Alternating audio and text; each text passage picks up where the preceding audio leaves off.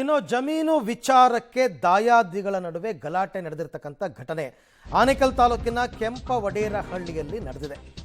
ಮನೆಗೆ ನುಗ್ಗಿ ದಾಂಧಲೆ ಎಬ್ಬಿಸಿ ಗೂಂಡಾಗಿರಿಯನ್ನ ಮಾಡಿದ್ದಾರೆ.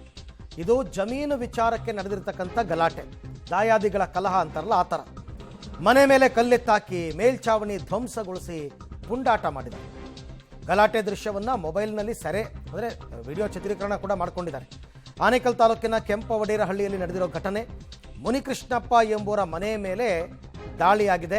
ಸೋದರ ಸಂಬಂಧಿ ಮುನಿರಾಜು ಮತ್ತು ಮಕ್ಕಳು ಎಲ್ಲರೂ ಸೇರಿಕೊಂಡು ಈ ರೀತಿ ಮನೆಗೆ ನುಗ್ಗಿ ದಾಂಧಲೆ ಎಬ್ಬಿಸಿ ಗೂಂಡಾಗಿರಿ ಮಾಡಿರ್ತಕ್ಕಂಥ ಘಟನೆ. ನೋಡಿ ಈ ಕಲ್ಲು ಜಮೀನು ವಿಚಾರಕ್ಕೆ ದಾಯಾದಿಗಳ ನಡುವೆ ಗಲಾಟೆಯಾಗಿರ್ತಕ್ಕಂಥದ್ದು. ಇದು ಪೊಲೀಸ್ ಗಮನಕ್ಕೆಲ್ಲ ಬಂದಿದೆ. ಪೊಲೀಸರು ಕೂಡ ಸ್ಪಾಟ್ ವಿಸಿಟ್ ಎಲ್ಲ ಮಾಡಿದ್ದಾರೆ. ಮನೆಗೆ ನುಗ್ಗಿದ್ದಾರೆ. ಮನೆಯೆಲ್ಲ ವಸ್ತು ಪೀಠೋಪಕರಣ ಅದು ಇದು ಎಲ್ಲ ಧ್ವಂಸ ಮಾಡಿದ್ದಾರೆ. ಆಮೇಲೆ ಕಲ್ಲೆತ್ತಾಕಿದ್ದಾರೆ. ಮೇಲ್ಛಾವಣಿ ಮೇಲೆ ಅಂದರೆ ಮೇಲ್ಗಡೆ ರೂಫ್ ಇರುತ್ತಲ್ಲ ಅಲ್ಲೆಲ್ಲ ಕಲ್ಲೆತ್ತಾಕಿದ್ದಾರೆ. ಮನೆಯೆಲ್ಲ ಧ್ವಂಸ ಮಾಡಿದ್ದಾರೆ. ಸೊ ಮುನಿಕೃಷ್ಣಪ್ಪ ಅನ್ನೋರ ಮನೆ ಇದು. ಅವರ ದಾಯಾದಿಗಳು ಯಾರು ಮುನಿರಾಜು ಮತ್ತು ಮಕ್ಕಳು ನಡೆಸಿರೋ ಗಲಾಟೆ. ಈ ಬಗ್ಗೆ ಮತ್ತಷ್ಟು ಮಾಹಿತಿ ನನ್ನ ಕೊಲೀಗ ಅಂಬರೀಷ್ ಅವರಿಂದ ಪಡ್ಕೊಳ್ಳೋಣ. ಅಂಬರೀಷ್, ಯಾವಾಗ ನಡೆದ ಘಟನೆ ಮತ್ತೆ ಈಗ ಪೊಲೀಸರು ಏನಾದ್ರು ಆಕ್ಷನ್ ತಗೊಂಡಿದ್ದಾರಾ ಇವ್ರ ವಿರುದ್ಧ, ಹೇಗೆ? ಅಲ್ಲಿ ಖಂಡಿತ ದಾಯಾದಿಗಳ ನಡುವೆ ಜಮೀನು ವಿಚಾರವಾಗಿ ಸಾಕಷ್ಟು ಬಾರಿ ಪೊಲೀಸ್ ಠಾಣೆ ಮೆಟ್ಲತ್ತಿದ್ರು. ಅದೇ ಏನು ರಾತ್ರಿ ಈ ಒಂದು ವಿಚಾರವಾಗಿ ಗಲಾಟೆ, ಮನೆಗೆ ನುಗ್ಗಿ ಆತನ ಮನೆಗೆ ಮೇಲ್ಚಾವಣಿ ಎಲ್ಲ ಹೊಡೆದು ದಾಳಿ ಮಾಡುವಂತದ್ದು.